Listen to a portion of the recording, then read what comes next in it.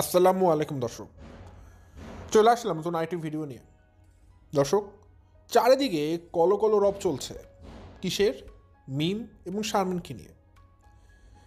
শারমিন গত পরশুদিন রাত্রে মিমকে নিয়ে দেওয়া স্বীকারোক্তিমূলক সেই ভিডিওটা পাবলিশ করার পর অনেকের মনেই অনেক ধরনের জল্পনা কল্পনা তৈরি হয়ে গেছে। বিশেষত গতকালকে শারমিন যখন পুনরায় আরেকটা ভিডিও দিল, যেখানে দেখা গিয়েছে বাবুর মা বাবুর জিনিসপত্রগুলোকে ভেঙে চুরে ফেলে দিচ্ছে, সে ভিডিও থেকে অনেকগুলো ইনফরমেশন পাওয়া গেছে। আমরা বুঝতে পেরেছি যে বাবুকে নিয়ে বাবুর মায়ের মনে আর বিন্দুমাত্র কোনো ভালোবাসার জায়গা নেই।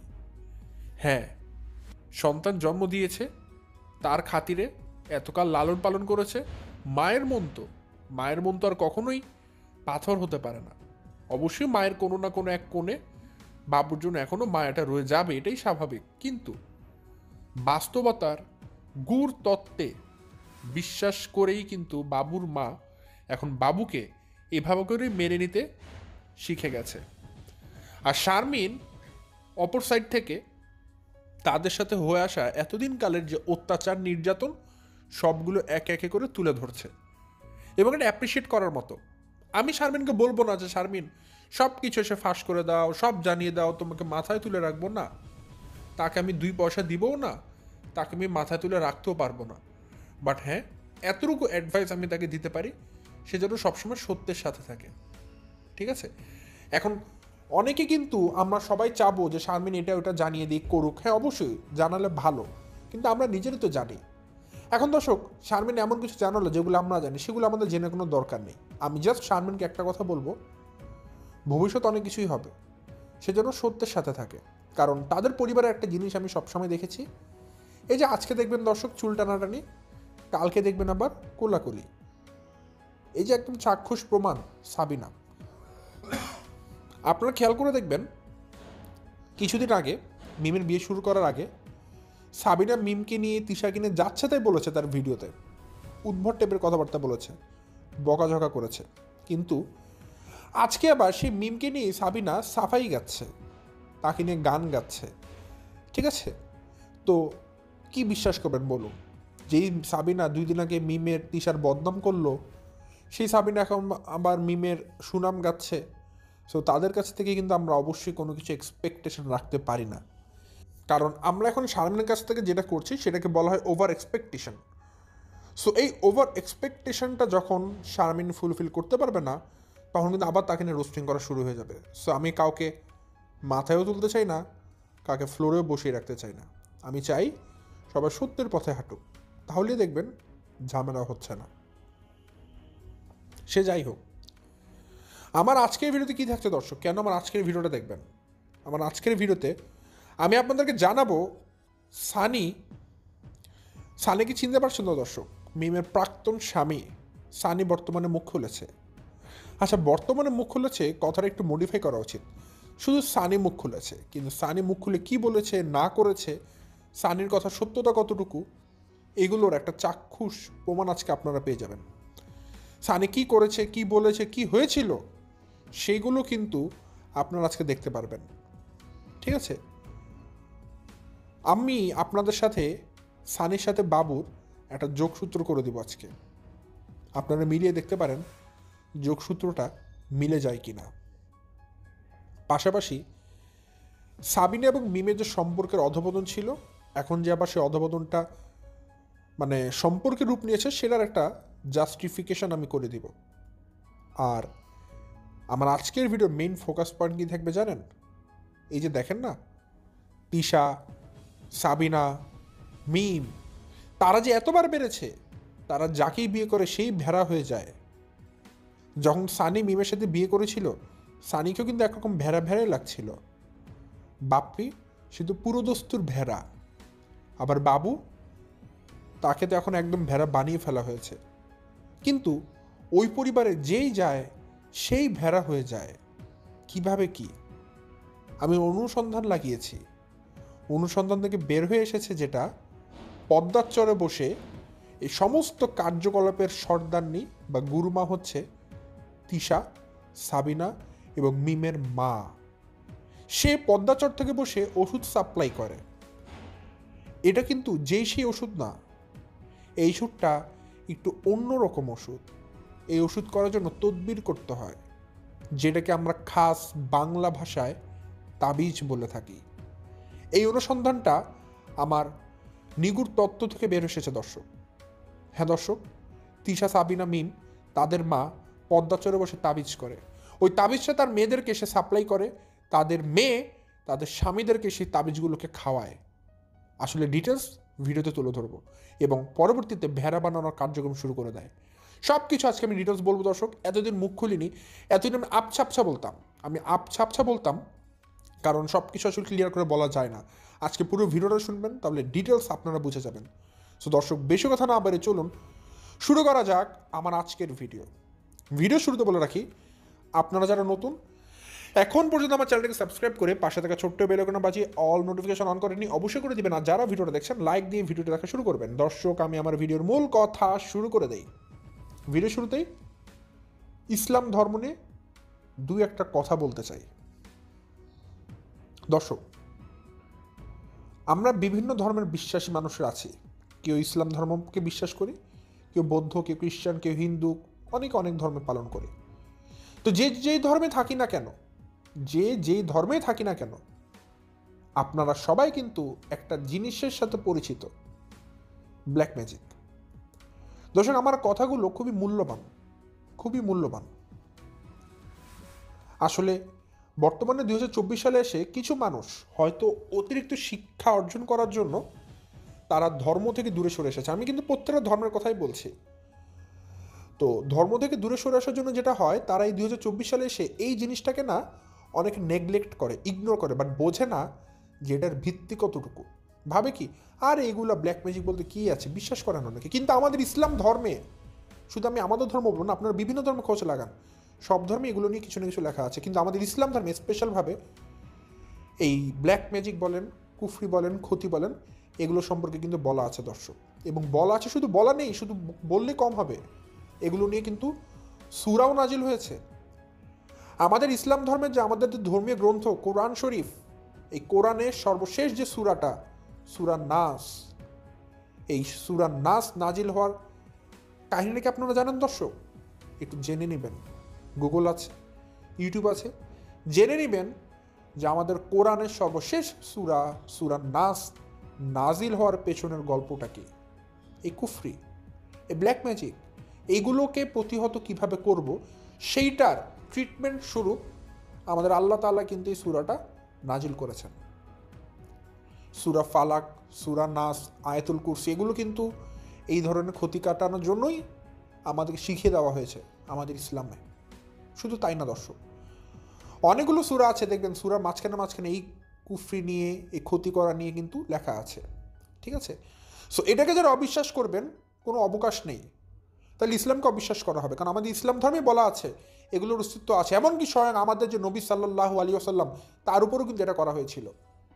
কিন্তু এটার মানে আবার এটা বুঝবেন না এটা করা হালাল, এটা করা চরম হারাম কাজ, এবং এটা মানে যারা করবে তারা কাফির হয়ে যাবে। তার মানে আমাদের ইসলামে কি বলা আছে, যে দুনিয়াতে এটার অস্তিত্ব আছে, ক্ষতি করার একটা অস্তিত্ব দুনিয়াতে আছে, কিন্তু এটা কেউ করতে পারবে না, কেউ প্র্যাকটিস করতে পারবে না, কারণ এটা যারা করবে তারা কাফির হয়ে যাবে, ইসলাম থেকে তারা খারিজ হয়ে যাবে, তারা নবী সাল্লাল্লাহু আলাইহি ওয়াসাল্লাম উম্মতই না, তারা কাফির হয়ে যাবে ডিরেক্টলি যারা এগুলো করবে। কিন্তু এগুলোকে আবার অবিশ্বাস করতে পারবেন না।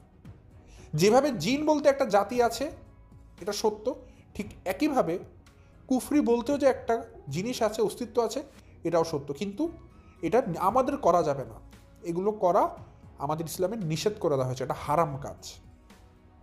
এই যে ঘরে ঘরে দেখবেন অশান্তি, দর্শক আমি জানি আমার ভিডিওর অফ টপিকে কিছু কথা বলছি আজকে, এক্সট্রা 2-3 মিনিট হয়তো লাগবে, বাট মনোযোগ দিয়ে শুনুন দর্শক, আপনাদের কাজেও লাগবে, আর আমার ভিডিওর আমি এক্সপ্লেন করতে পারবো। একটু সময় দেবেন আমাকে, অল্প একটু সময় নেব আপনাদের কাছে এগুলো বলার জন্য। অনেক তো ভিডিও শুনেছেন, আমার 2 মিনিটের কথা শুনতে আপনাদের ক্ষতি হয়ে যাবে না।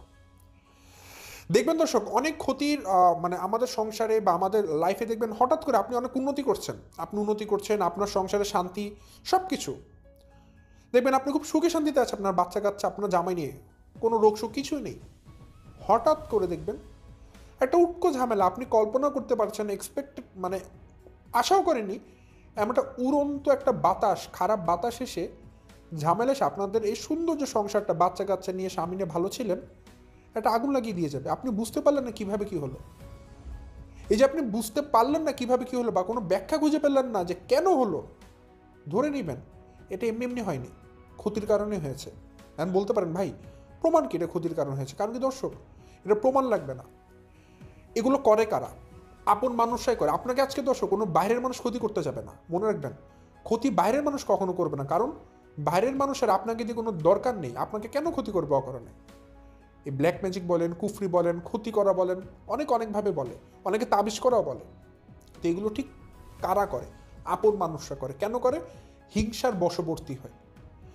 ধরুন আপনি অনেক প্রোগ্রেস করছেন লাইফের, জীবন যুদ্ধ অনেক এগিয়ে যাচ্ছেন, আপনি অনেক শাইন করে ফেললেন, উপরে উঠে গেলেন, উন্নতির উচ্চ শিখরে পৌঁছে গেলেন। আপনার আপন মানুষে আপনাকে হিংসা করবে যে আপনি আপনার বউ বাচ্চা নিয়ে ভালো আছেন, হিংসা করবে। ওই হিংসার বশবর্তী হয়ে আপনাকে নিচে নামানোর চেষ্টা করবে, বাট সেটা তো আপনাকে কলার ধরে টেনে নামাতে পারবে না, আপনাকে দুটো থাপ্পড় দিয়ে নিচে টেনে নামিয়ে আনতে। তাহলে আপনি চিনে গেলেন কারা এটা করলো। এর জন্য আপনার অগোচরে বসে, আপনার পেছনে বসে আপনার আপন জনরাই আপনার এই ক্ষতির পেছনে লেগে থাকে। বিলিভ মি দর্শক, বিলিভ মি, আপনার আপন মানুষরা এগুলো করে থাকে, আপনার আপন মানুষরা। কিন্তু কোনোদিন বুঝবেনও না, জীবনে জানবেনও না আপনি যে এত ভালো জানেন সেই আপনার পেছনে বসে আপনার ক্ষতির জন্য বসে আছে, জীবনে বুঝতে পারবেন না। এই জন্য আমি একটা কথা প্রায় বলি আমার আশপাশের মানুষজনকে, কখনো সুখে থাকলে, কখনো ভালো থাকলে অ্যাটলিস্ট একটা কাজ কখনো করবেন না ভাই, ফেসবুকে কখনো আপনার সুখ শেয়ার করবেন না। আর শেয়ার করলেও ভালো, তাহলে আপনি আপনার ফেসবুকে আপনার আত্মীয় স্বজন কাউকে রাখবেন অ্যাটলিস্ট। যদি রাখেন তাহলে আপনার সুখগুলোকে শেয়ার করবেন না, নষ্ট করে দিবেন। দর্শক, বিলিভ করেন আর না করেন, সব চিকিৎসা কিন্তু ডাক্তারি ট্রিটমেন্ট দিয়ে ভালো হয় না। হোমিওপ্যাথি বলেন, এলিওপ্যাথি বলেন, হার্বাল চিকিৎসা বলেন, ভালো হয় না। কিছু চিকিৎসা না মানে এরকম উটকো থাকে যেটা ট্রিটমেন্ট কখনো আপনি ওষুধপত্র দিয়ে পাবেন না, আল্লাহর কালাম ছাড়া। ঠিক আছে? এবং সেগুলোই কিন্তু বুঝবেন ক্ষতির লক্ষণ। সো এদিকে আমি আর বেশি না বলি, এগুলো স্টাডি করতে গেলে আপনারা বিভিন্ন ফেসবুক, গুগল আছে, জানতে পারবেন। বাট আমি এতগুলো কথা কেন বললাম দর্শক? এতগুলো কথা বলার মতো ছিল একটাই, আজকে আমি তিশার মায়ের কিছু কথা বলবো, এবং আমি অনুসন্ধান করে পেয়েছি, জানতে পেরেছি, এর জন্য আজকে শেয়ার করব। তো এটা নিয়ে জাস্ট একটা কথা বলে রাখি, ক্ষতি কারা করে, কেন করে? দর্শক, ক্ষতি অনেক কারণে করে মানুষ, বাট এর মধ্যে স্পেসিফিক আমাদের বাংলাদেশের মানুষদের মধ্যে ক্ষতি করার মূল যে টেন্ডেন্সি, তার কয়েকটা কারণ বলে দিই। স্বামী স্ত্রীর ভালোবাসা নষ্ট করা, প্রথম কারণ বললাম কি, স্বামী স্ত্রীর মধ্যে ভাঙন ধরানো, ভালোবাসা নষ্ট করা। 2 নম্বর জিনিস, স্ত্রীকে হয় ভেড়া বানাবে, নাহলে স্বামীকে ভেড়া বানাবে, যে কোনো একজনকে ভেড়া বানানোর জন্য করে।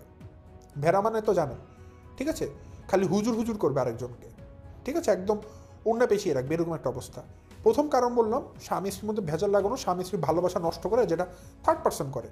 আর এটা হচ্ছে স্বামী স্ত্রীর যে কোনো একজনকে ভেড়া বানানো, হয় স্বামী তার বউয়ের উপরে তাবিজ করে তার বউকে ভেড়া বানিয়ে রাখবে, আবার নাহলে বউ তার স্বামীর উপর তাবিজ করে স্বামীকে ভেড়া বানিয়ে রাখবে। 2টা মুখ্য প্রধান কারণ বাংলাদেশে এই জমানায়, ঠিক আছে? 2টা কারণ বললাম। বাকি যে কারণগুলো আছে বলি, সেটা হিংসার বশবর্তী। ধরেন আপনি অনেক শাইন করছেন, আপনি টাকার পাশে অনেক কামাই করছেন, ভালো ব্যবসা বাণিজ্য উন্নতি করছেন, ভালো চাকরি করছেন, এখন আপনার পরিবারের আত্মীয় স্বজন অনেকে আপনাকে হিংসা করছে যে তারা কেন আপনার জায়গায় যেতে পারছে না। তো আপনার এই জায়গাটাকে নষ্ট করার জন্য আপনাকে ক্ষতি করবে, যাতে করে আপনি কোনো উন্নতি করতে না পারেন। দেখবেন হঠাৎ করে আপনার চাকরি নাই, দেখবেন আপনি ব্যবসায় আয় উন্নতি করতে পারছেন না, আপনার ব্যবসায় খালি ক্ষতি হচ্ছে, আপনি ব্যবসায় খালি লস খাচ্ছেন, বুঝবেন ক্ষতি করে দিয়েছে। দেখবেন কি, আপনার ঘরে যাকে সবচেয়ে ভালোবাসেন, হতে পারে আপনার সন্তান, হতে পারে আপনার স্ত্রী, হতে পারে আপনার স্বামী, দেখবেন চোখের সামনে দিনের পর দিন কোনো রোগ না থাকা সত্ত্বেও শুকিয়ে যাচ্ছে, কেমন মলিন হয়ে যাচ্ছে, কেমন অসুস্থ হয়ে যাচ্ছে, কেমন বিছানাতে পড়ে যাচ্ছে। কিন্তু ডাক্তারের কাছে যান, কোনো চিকিৎসা দেখবেন কোনো কিছুতেই কোনো অ্যাবনর্মালিটিস পাবেন না, সব কিছু ঠিক আছে, সব কিছু নর্মাল, বাট তারপরও আপনার পছন্দের মানুষটা দেখবেন কেমন যেন রোগাক্রান্ত হয়ে যাচ্ছে, অসুস্থ হয়ে যাচ্ছে। এগুলো ক্ষতির কারণ। এই যে এতগুলো ঘটনা বললাম না, এগুলো ক্ষতি করে করা হয়। বাংলাদেশে আরও অনেক কাজও করে, বাট এগুলো মেইন জিনিস। বাট যারা করে বুঝবেন দর্শক, হয়তো দুনিয়াতে তারা আজকে ভাবছে এই তো আমি অনেক কিছু করে ফেললাম, আমি আমার হিংসাকে জয় করে এলাম, কিন্তু যারা এগুলো করছে মনে রাখবেন, জান্নাতের গন্ধটাও তারা পাবে না, ইসলামের স্পর্শ তারা পাবে না, আল্লাহ তাদেরকে ইসলাম থেকে খারিজ করে দেবে, তারা কাফির, তারা এক কথায় কাফির যারা এগুলো করে। যারা এগুলো করে তার এক কথা কাফির, বারবার করে বললাম দর্শক।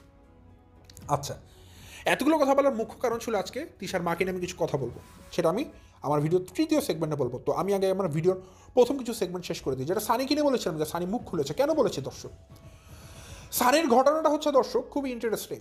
আমি আরও অনেক বছর আগে, প্রায় 1-2 বছর আগে বলেছিলাম, যখন সানির সাথে মিমের ডিভোর্স ছিল তখনকার ঘটনা। সানির সাথে বাবুর একটা মিল আছে। আপনারা হয়তো সানির জীবন কাহিনীটা জানেন না, সেটা আমরা সবাই জেনেছি, আমি শুরুর দিকে বলেছিলাম। বাট কিছু জিনিস আসলে স্কিপ করা উচিত। কিছু জিনিস খুবই ভয়াবহ অতীত থাকে। মিমের জীবনে এমন একটা ভয়াবহ অতীত আছে। মিম যখন সানির সাথে সংসার করতো, প্রথমত মিম কিন্তু প্রথম কয়েক মাস সানির সাথে শ্বশুরবাড়িতে উঠেছিল। সানির একটা বড় বোন ছিল, মানে মিমের ননস ছিল।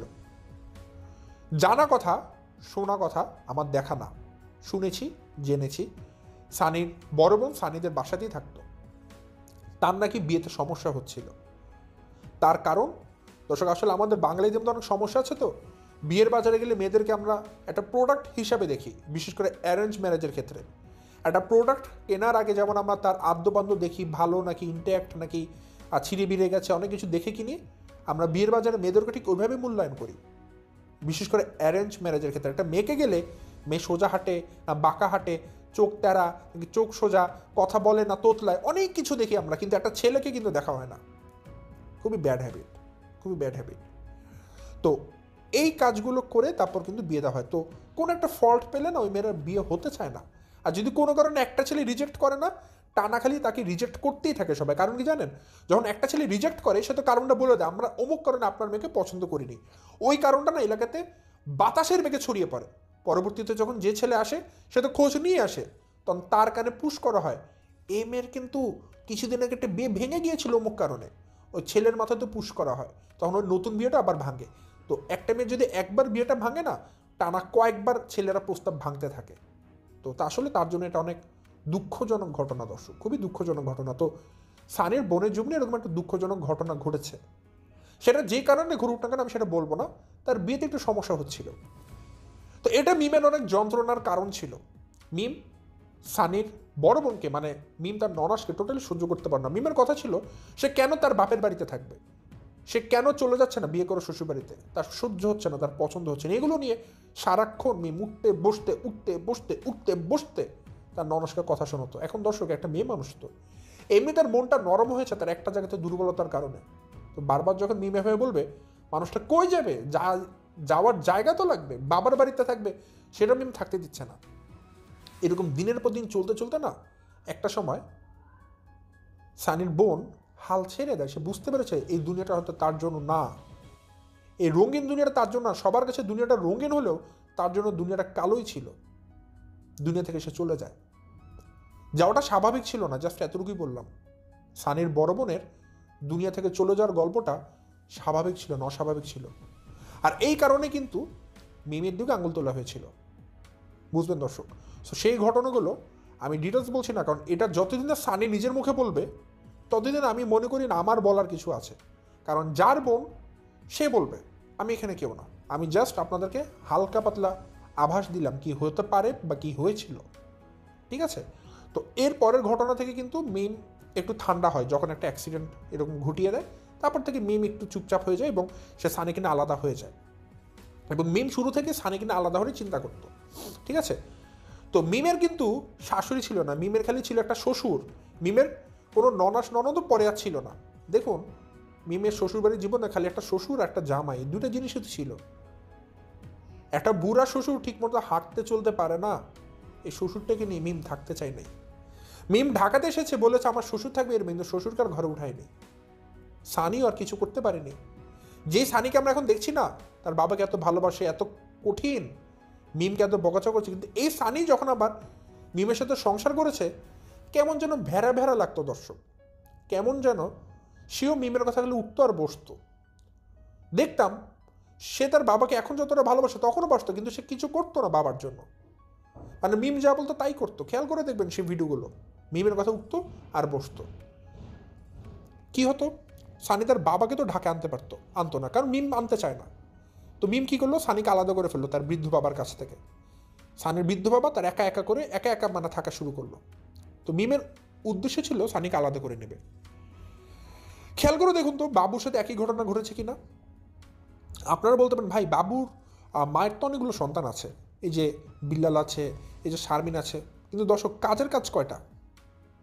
বুঝতে পারেননি? বুঝিয়ে বলি। এই জমানায় দর্শক আমি যে কথাগুলো বলবো না, একদম প্র্যাকটিক্যাল কথা বলি, এর জন্য হয়তো আমাকে অনেকে অপছন্দ করেন, আমার শত্রুও বেশি থাকে। আমি একদম প্র্যাকটিক্যাল কথা বলি, এর জন্য সবার যন্ত্রণা ধরে যায়। আমি একদম প্র্যাকটিক্যাল কথা বলছি দর্শক। আমাদের এই জমানায় দর্শক, বাস্তব সমাজে স্বামী যতই ভালো হোক না কেন দর্শক, স্বামী অনেক ভালো, দুধে ধোয়া একদম, তারপরও দেখবেন একটা মেয়ে যদি তার নিজের আপন বাবা মার জন্য কিছু করতে যায় না, অনেক বাধার সম্মুখীন হয়, যতই ভালো স্বামী হোক। কিভাবে জানেন দর্শক? একটা ছেলে তার বাবা মার জন্য যদি মন খুলে খরচ করতে চায়, যা কিছু করতে চায়, দেখবেন আপনি চাইলে কিছু বলতে পারবেন, আপনার মনে বাঁধবে, লজ্জা লাগবে, কেমনে বলে যে এত কেন করছো।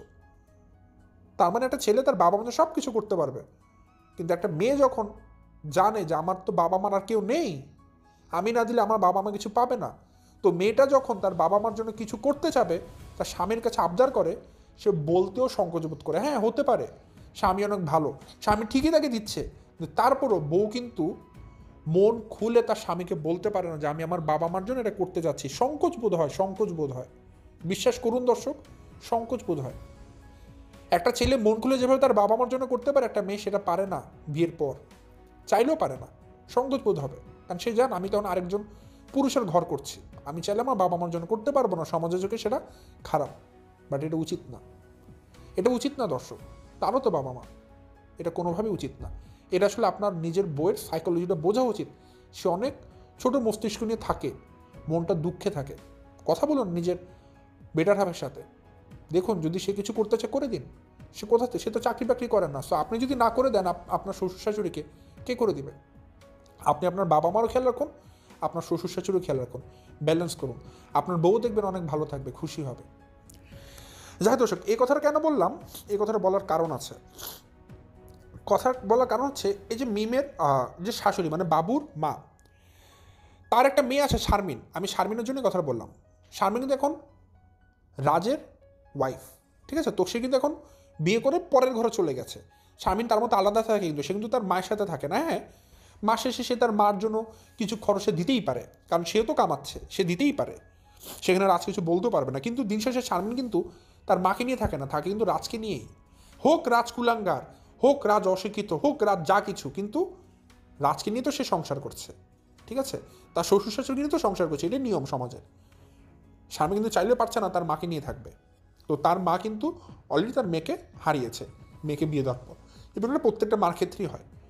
বিল্লালকে দেখুন দর্শক, বিল্লাল কিন্তু অসুস্থ দর্শক। থ্যালাসিমিয়া রোগটাকে কিন্তু যাদের হয়নি বা যারা কাছ থেকে দেখেনি তারা জানেন না রোগটা কতটা কতটা কষ্টদায়ক রোগ। হ্যাঁ, একটা ক্যান্সার মানুষটা শেষ করে ফেলে, থ্যালাসিমিয়া হয়তো শেষ করতে অনেক বছর সময় নেয়, কিন্তু মানুষটাকে কিন্তু শান্তিতে বাঁচতে দেয় না। থ্যালাসিমিয়ার কিন্তু প্রভাব অনেক বেশি পড়ে শরীরে। তো বিল্লালও কিন্তু অসুস্থ, মাস শেষে তারও ওষুধপত্র অনেক টাকা পয়সা লাগে, সে নিজে ঠিকমতো চলতে পারে না। বিল্লালের অবস্থা দেখেছেন, সে তার মার জন্য কিভাবে করবে? ছিল খালি একটাই বাবু। এখন বলতে পারেন ভাই বাবু কি টাকা পয়সা দেয়? না, বাবুর মা কিন্তু কার কাছ থেকে টাকা পয়সা নেয় না, সে তার নিজের টাকাতেই চলে। শারমিন এখনও বলেছে যে সে তার নিজের টাকাতেই চলে, কিন্তু বাবুকে লাগতো কেন? শারমিন তো বিয়ে করে চলে গেছে, বিল্লাল অসুস্থ, তো বাবু থাকলে যেটা হতো টুকটাক হেল্প বাবুর কাছ থেকে পাওয়া যেত। হতে পারে সেটা ওষুধ এনে দেওয়া, হতে পারে সেটা বাজার করে দেওয়া, হেল্প পেত। সেটা রাস্তা এখন বন্ধ করে দেওয়া হয়েছে। তাহলে বলুন দর্শক, বাবুর মা এখন কই যাবে? বাবুর মার যাওয়ার রাস্তাটা কই? ছেলে হারিয়ে ফেলেছে, মিম একই কাজই করেছে, মিম বাবুকে ছিনিয়ে নিয়েছে। এতে করে যেটা হলো, বাবু এখন মিমের। দেখুন পদ্মা চরে ইলিশ মাছ খাচ্ছে, গরুর মাংস খাচ্ছে, কত কিছু করছে, লাফালাফি করছে, মার কথা একবারও বলছে না। কুলাঙ্গার, কুলাঙ্গার সন্তান একটা জন্ম দিয়েছে বাবুর মা, অপদার্থ ছেলে, তার মতো করে পদ্মা চরে আছে। কিন্তু আসলে কি এটা এমনটা হওয়ার কথা ছিল? ছিল না। মিমের টার্গেটে ছিল এটা যে আমি বিয়ে করে বাবুকে আলাদা করে ফেলবো ঝামেলা করে, যেটা সানির সাথেও করেছিল। তো সানি কিন্তু একই কথাগুলো বলেছিল কোন এক সময়, যে আমাকে আমার বাবার কাছ থেকে আলাদা করে ফেলেছে এই মিম খারাপ। কবে বলেছিল জানেন? আরও 1-2 বছর আগে, আমরা সবাই জানতাম।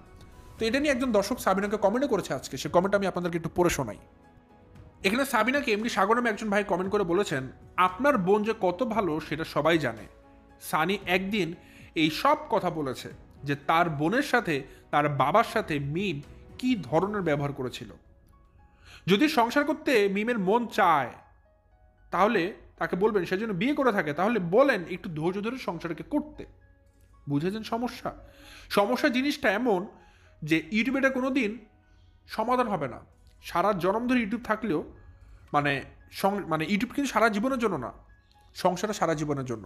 দর্শক, এখানে আমি যে কথাগুলো বললাম এই পুরো কমেন্ট পড়ে সেটার একটা সারমর্ম বললাম। তার কারণ কি, এই কমেন্টটাতে দাড়ি কমা দেওয়া নেই, যার কারণে একটু পড়তে আমি একটু বিব্রত বোধ করছিলাম। এই জন্য আমি পুরো কমেন্টটা নিজের মতো পড়ে এটার একটা অর্থ বুঝে তারপর আমি আপনাদেরকে শর্ট করে বললাম। ঠিক আছে? তো এই দর্শকটা এটাই বোঝাতে চেয়েছে যে মিমকে বলেন সংসার করতে, যদি সংসার করতে চায়। কারণ ইউটিউব সারা জীবন থাকবে না, সংসারটা সারা জীবন থাকবে। কারণ সে যা করছে শ্বশুরবাড়ির বদনাম করে, এটা সানি অনেক বছর আগে বলে গিয়েছিল। সানির সাথেও কিন্তু মিম একই আচরণই করেছিল যেটা বাবুর সাথে, বাবুর পরিবারের সাথে মিম করছে। এগুলো মিমের পুরনো চাল, এগুলো মিমের পুরনো চাল। আর সাবিনাকে বলতে চাই দর্শক, সাবিনা 2 দিন আগে মিমদের এত বদনাম করলো, এখন সাবিনা আবার আজকে মিমের প্রশংসা করছে। এরা কি বলে আসলে? কি মুরব্বীর একটা কথা বলে প্রায় শুনি দর্শক। আজকে আমি নিজে একটু আগে প্র্যাকটিক্যাল পরীক্ষা করলাম। বলে কি জানেন দর্শক? একটু খারাপভাবে বলে, আমি একটু ভদ্রভাবে বলছি। একটা রসুনও তো অনেকগুলো কোয়া থাকে, হ্যাঁ, এই সবগুলো কোয়া নাকি একটা জায়গাতেই লেগে থাকে। এখন এটা মুরব্বীরা একটু খারাপ ভাষায় বলে, আমি একটু ভদ্র ভাষায় বললাম আর কি, হয়তো অনেকে জানেন কি বলে। তা আমি আজকে রসুনটাকে নিলাম, ছিললাম, দেখলাম কি আসলেই রসুনকে ভাঙলে সবগুলোর মাথাটা মানে লেজটা ওই এক জায়গাতে জোড়া থাকে। মানে কি জানেন দর্শক, এর অর্থ হচ্ছে এই সাবিনা মিম তাদের মধ্যে যতই ঝগড়া বাজুক না কেন, দিন শেষে তাদের গোড়াটা এক জায়গাতেই, রুট এক জায়গাতেই। সো দিন শেষে তাদের প্রশংসাই করবে, একে অপরের দোষ দেখবে না। ওই মাঝখানে যে দোষগুলো বলে ওগুলো আপেক্ষিক, ওগুলো এমনি শোনায় আপনাদেরকে, গোড়াটা তো একই। সাবিনাকে একটু মনে করিয়ে দিতে চাই সে মানে কি কমেন্টগুলো সে করেছিল, একটু তাকে স্মরণ করিয়ে দিতে চাই আমি। এখানে একজন দর্শক সাবিনার কাছে জানতে চেয়েছিল যে তার সাথে মিমদের, তিশাদের কি সমস্যা হয়েছে। তখন সাবিনা কি বলেছে জানেন? সাবিনা বলেছিল, আমি যাদের কাছে যাব আমি তারাই হচ্ছে আমার সমস্যার মূল কারণ। তাহলে আমি যাব কার কাছে বলেন? আমার স্বামী কখনো কোনো কিছু নিয়ে আমাকে বাধা দেয় না। আমার জীবন আমি যেভাবে খুশি তাতে তার কোনো মাথা ব্যথা নাই, ওইভাবেই থাকতে পারি। মানে এখানে সাবিনা বলছে, মানে সাবিনাকে সবাই প্রশ্ন করছিল আপনি কেন মিমের বিয়েতে যাচ্ছেন না, তখন সাবিনা বলছে আমি কার কাছে যাব, যাদের কাছে যাব তারাই তো আমাকে কষ্টটা বেশি দিয়েছে। মানে সাবিনা বলছে মিম আর তিশায় তাকে সবচেয়ে বেশি কষ্ট দিয়েছে, তাহলে সেখানে সে কেন যাবে? তাহলে বুঝুন সাবিনা কিন্তু মিম আর তিশার বদনাম করে যাচ্ছে। পরবর্তী কমেন্টে দেখুন সাবিনা আরেকটা কথা বলেছে আমার স্বামী তার শালীর বিয়েতে যাওয়ার জন্য আমাকে অনেক রিকোয়েস্ট করেছে, অযথা তাকে কেউ কিছু না বললেই ভালো। কারণ আমাকে কষ্ট দিয়েছে আমার বোন। এখানে স্পষ্টভাবে সাবিনা বলেছে আমাকে আমার বোন কষ্ট দিয়েছে, তার বোনকে মিম, এই জন্য মিমের বিয়েতে সে যাচ্ছিল না। তাহলে দেখুন সাবিনা তো স্পষ্টভাবে তার বোনের বদনাম করেই দিয়েছে, অথচ আজকে সে আবার বোনের সাফাই দিচ্ছে যে কি আমার বোন সে এখন ঢাকা কিভাবে থাকবে, জমি কিনেছে, জমি যেহেতু কিনেছে জমিটা আবার দখল হয়ে যেতে পারে, তো এখানে সে তো থাকতে হবে। নতুন জমি যদি কেউ দখল করে নিয়ে যায় বলবে কে থেকেছে এখানে, জমির মালিকও তো নিয়ে যেতে পারে, তো এই জন্য তাকে এখানে এসে থাকতে পারে। আমার মাও বলেছে তাকে এখানে চলে আসতে। আসল ঘটনা কি জানেন দর্শক? মিম এখন ভাগবে, শ্বশুরবাড়িতে থাকবে না, এই জন্য সে এখন তার বাপের বাড়িতে যে জমি কিনছে সেখানে থাকবে। এই যে সামনে যে বলেছে জমি দখল হয়ে যাবে, আচ্ছা জমি কিভাবে দখল হয়? একটা জমি যেহেতু মিম কিনেছে, জমি তার নামে রেজিস্ট্রি হয়েছে না, তার নামে দলিল আছে না, তাহলে একটা মানুষ চাইলে দখল করে নেবে? তার কাছে তো দলিলপত্র আছে, দলিল দিয়ে তো মিম আবার সেই জমিগুলোকে তার নামে দেখাতে পারবে। তো কিসের জমি দখল করো আমি তো বুঝলাম না, আবার তাদের এলাকার জমি। মানে এগুলো একটা অজুহাত দর্শক। আর সাবিনা যত সহজভাবে বললো এখানে আমার মা চলে আসতে বলেছে, তার মা কিন্তু এত ভদ্রভাবে বলেনি। এই যে গুরুমা তিশা সাবিনা মিমের যে মা, এত ভদ্রভাবে বলেনি। ভিডিওতে কিন্তু শোনা গিয়েছে সাবিনার মা বলেছে এইভাবে করে মিমকে, তুই এবার ঢাকা দিকে বাসা ছেড়ে বাড়িতে চলে আসবি, একদম স্ট্রেট ফরওয়ার্ড এইভাবে বলেছে। তার মানে কি বুঝলেন দর্শক?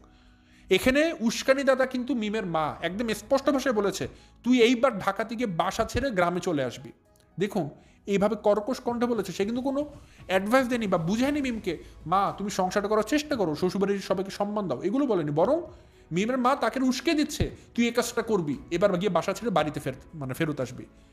খারাপ বুদ্ধি দিচ্ছে, কুবুদ্ধি দিচ্ছে, যেটা মাল্টি ভ্লগ শারমিন। আমি মনে হয় দর্শক অনেকগুলো দিন পর এই মাল্টি ভ্লগ শারমিন বলেছে। আগে কিন্তু তাকে আমি সবসময় মাল্টি ভ্লগ বলতাম। আসলে কি সম্মান এভাবেই বের হয়ে আসে।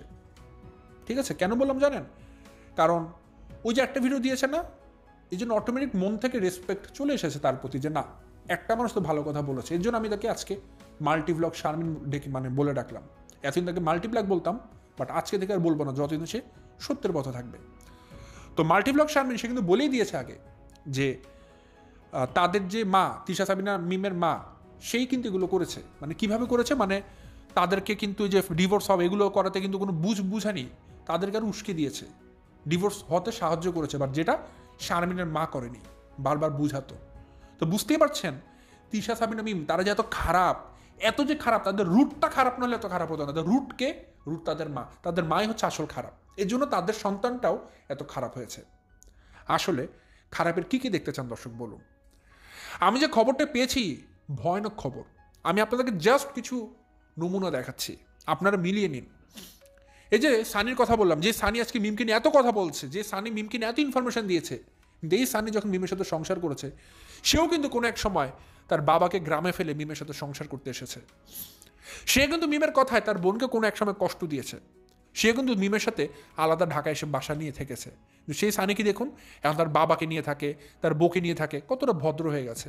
কিন্তু কেন মিমের সাথে থাকাকালে কেন সানি একরোখা ছিল? কেন খালি মিমের কথা তো উঠতো আর বসতো? ভেড়া কেন হয়েছিল? Number 1 point. 2 নম্বর পয়েন্ট, বাপ্পির দিকে তাকান না, বাপ্পি তো পুরো দস্তুর ভেড়া, ছাগল সব। বাপ্পি তিশার কথায় ওঠে, তিশার কথায় বসে। হ্যাঁ, এখন খুনসুটি হতেই পারে, ঝগড়াঝুটি হতে পারে, কিন্তু আমরা বাপ্পিকে দেখেছি তিশার অন্যার সাথে তার গলা পেঁচিয়ে রাখতো, তিশা তার অন্য ধরে যেদিকে টান দিত, বাপ্পি সেদিকে হাম্বা বলি কেন, ভ্যা করতে করতে দৌড় দিত। ঠিক আছে, ভেড়া ছিল। কিন্তু আবার আপনারা খেয়াল করে দেখুন আরিফকে, সাবিনার সাথে কিন্তু থাকে দিন শেষে। আর এখন নতুন করে বাবুকে দেখুন, বাবু বিয়ে করতে পারেনি, সে বিয়ের আগে থেকে ভেড়া ভেড়া ভেড়া, বিয়ের আগের থেকে সে ভেড়া হয়ে গেছে। ঠিক আছে, বাবু বিয়ের আগে থেকেই ভেড়া, মানে ওই পরিবারে যেই যায় সেই ভেড়া হয়ে যায়। সাকিবকে দেখুন, জলজান্ত প্রমাণ, তানজিলার জামাই, সে তো দুম্বা হয়ে গেছে, সে দুম্বা, তাই না? তো এই যে এই পরিবারের যে প্রত্যেকটা স্বামীগুলো যেরকম ভেড়া হয়, বলদ হয়, দুম্বা হয়, গাই হয়, কারণটা কি? 8-10টা পরিবারের তো এরকম হয় না? এই পরিবারের সব পুরুষগুলো বিয়ের আগে খুব পুরুষত্ব দেখালো, বিয়ের পর এগুলো কেন কাপুরুষ হয়ে যায়? এগুলোকে বলা হয় ক্ষতি। পদ্মার চরে বসে তিশা সাবিনা মিমের মা তাবিজগুলোকে তৈরি করে, তাবিজ বলতে দর্শক কুফরিগুলোকে বলছি, এগুলোকে তৈরি করে, তৈরি করার পরে তার মেয়েদের কাছে পাঠিয়ে দেয়। তারপর তার মেয়েরা সেই তাবিজগুলোকে তাদের স্বামীদের উপর অ্যাপ্লাই করে, এবং যখন অ্যাপ্লাই করে তখন তাদের মাথাগুলো ধীরে ধীরে বিগড়াতে শুরু করে, নষ্ট হয়ে যেতে শুরু করে। তখনই তারা বইয়ের গোলাম হয়ে যায়, তখনই বাপ্পি ভেড়া হয়ে যায়, তিশার কথা উঠে বসে, তখনই সাকিব ভেড়া হয়ে যায়, তানজিলের কথা উঠে আর বসে, তখনই বাবু ভেড়া হয়ে যায়, খালি মিমের কথা উঠে আর বসে। এভাবে করেই এই মেয়েগুলো, এই বোনগুলো তাদের স্বামীকে ভেড়া বানিয়ে রাখছে। কিভাবে করে? তাবিজ করে। এই তাবিজগুলো কে সাপ্লাই করছে? পর্দার চর থেকে তাদের মা। আর এই কথাগুলো দর্শক আসলে এতদিন আমি চুপ করেছিলাম, এত খোলামেলা বলতে চাইনি, আসলে বলার প্রয়োজন ছিল না, কিন্তু এখন যা দেখছি, বলে না পানি উপচে পড়ে যাচ্ছে এখন, সো এখন এভাবে ক্লিয়ার করেই বলতে হবে, কারণ আমি জানি ক্লিয়ার করে বললে আমি আমার দর্শকদেরকে বোঝাতে পারবো অবশ্যই। আর আরেকটা কথা বলি দর্শক, যারা ইসলাম বিশ্বাস করেন, যারা ইসলাম ধর্ম অনুসারী, তারা জানেন এগুলোর অস্তিত্ব আছে, এগুলোর সমাধান কি। বাট যাদের কাছে ন্যূনতম সন্দেহ হতে পারে, আচ্ছা অনেকে ভাবে এরকম 2024 সালে সেগুলো আছে নাকি, ভাই এ কথা বলবেন না। এটা ইসলামে বলা আছে এগুলোর অস্তিত্ব আছে, কিন্তু এগুলো করা হারাম কাজ। যারা করে তারা কাফির হয়ে যায়। যদি আপনাদের এটার অস্তিত্ব নিয়ে কোনো সন্দেহ থাকে, আপনারা বিভিন্ন ভিডিও দেখুন, বিভিন্ন গুগলে করুন, জানুন হোয়াট ইজ ব্ল্যাক ম্যাজিক, এটা মানে কি, এগুলো কারা করে, কিভাবে করে, কেন করে, সমাধান কি, পেয়ে যাবেন। যারা হয়তো এখন আমাকে কাছে প্রশ্ন করতে পারেন, ভাই এগুলোর সমাধান আসলে কি? দর্শক, সমাধান আসলে আপনারা যারা আবার খারাপভাবে যাবেন সেগুলো আবার খারাপ, এগুলো করা যাবে না। যদি সমাধান চান, আল্লাহ যেভাবে শিখিয়ে দিয়েছে ইসলামী তরিকায় করতে হবে। ইসলামী তরিকাটা কি জানেন? নিয়মটা হচ্ছে রুকাইয়া করা। সো আপনাদেরকে জাস্ট একটু বলে দিলাম, যারা এটা সম্মুখীন হচ্ছেন, আমার কথা শুনে হয়তো অনেকে ভাববেন যে হ্যাঁ ভাই আমার সাথে এরকম হয়েছে। অনেকে আজকে আমাকে কমেন্ট করেন, ভাই আমি এটা সাক্ষী, আমার সাথে এটা হয়েছে, আমি এটার ভুক্তভোগী। সো তাদের জন্য পরামর্শ থাকবে একটা ছোটো হিসেবে আমার, আপনারা রুকাইয়া করুন। রুকাইয়া কীভাবে করতে হয় সেটা ফেসবুক আছে, গুগল আছে, সার্চ করুন, পেয়ে যাবেন। এটা চিকিৎসা একটাই, রুকাইয়া, ইসলামী তরিকায়। সো যাই দর্শক, এই ছিল আমার আজকের ভিডিও। আজ আমি বিষয়টা বাড়াচ্ছি না, এখান থেকে বিদায় নিচ্ছি। সবাই ভালো থাকবেন, সুস্থ থাকবেন। আসসালামু আলাইকুম।